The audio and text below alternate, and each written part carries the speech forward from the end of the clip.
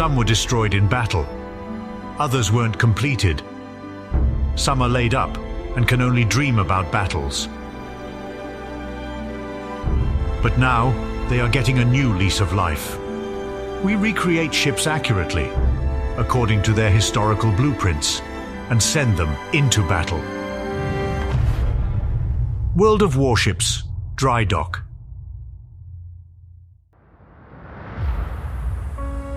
With the advent of the Second London Naval Treaty in 1936, came the need for a treaty-abiding design for the Royal Navy.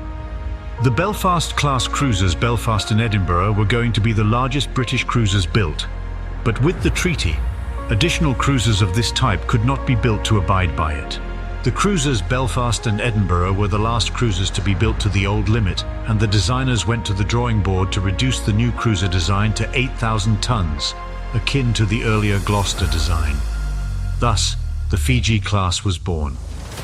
They were built to the limitations imposed on cruisers, which lowered the limit for a light cruiser set in the 1922 Washington Naval Treaty from 10 to 8,000 tons. This resulted in the Fiji class, which proved to be quite cramped and expensive. With the outbreak of war in 1939, 2 repeat Belfasts were included in the 1940 new construction program, essentially making the last ordered pair of town-class cruisers wartime ships. They were soon cancelled alongside 5 heavy cruisers and replaced by Fijis and Didos in the program to keep the Lion class under construction. These ships were to have had structural changes to improve their stability, with 2 feet and 6 inches more beam with the aft turrets lowered, machinery moved further forward, and various other changes resulted in their nominal standard displacement rising 316 tons over the displacement of Belfast and Edinburgh. By the time 4 more of the cruisers had been ordered in the 1940 supplementary construction program, the design had risen again to nearly 13,000 tons, with the addition of things such as a 3-inch deck.